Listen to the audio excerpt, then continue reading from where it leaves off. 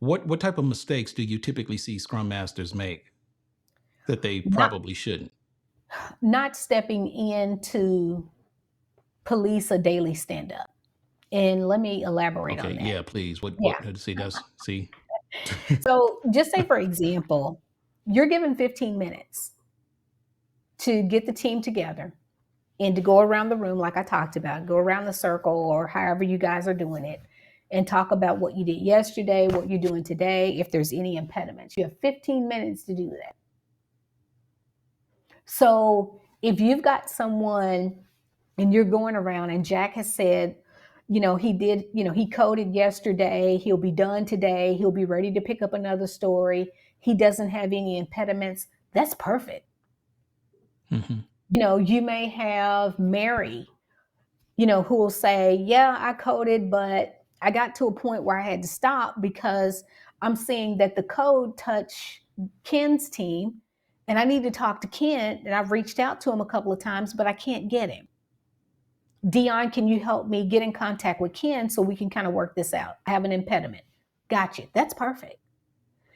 But where the problem comes in is where Jill, and I hope there's no Jills watching, and if it is, I'm sorry, Jill. But you get to Jill, and Jill's talking about how her dog got out yesterday, how her kid didn't bring home his homework, how the teacher's calling you and you may have to leave. And she's talking about everything except for the work. And the mistake that I've seen with Scrum Masters is allowing Jill to continue that conversation when that has nothing to do with the stand up and we've got 15 minutes to do this. Hmm. The way in which the Scrum Master should correct that mistake would be to say, you know what, Jill, I hear everything that's going on, and I know that you've got a lot going on behind the scenes. Can you just briefly tell us what you did yesterday, what you're going to work on today, and if you have any impediments as it relates to the work that's been assigned to you? And then we'll come back to, everything else with you later.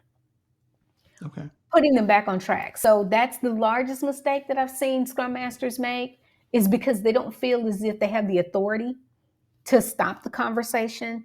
But you're a leader just like anyone else in the organization. You just have to be polished in the way in which you get them to stop So, in talking. other words, stay focused and stay in control.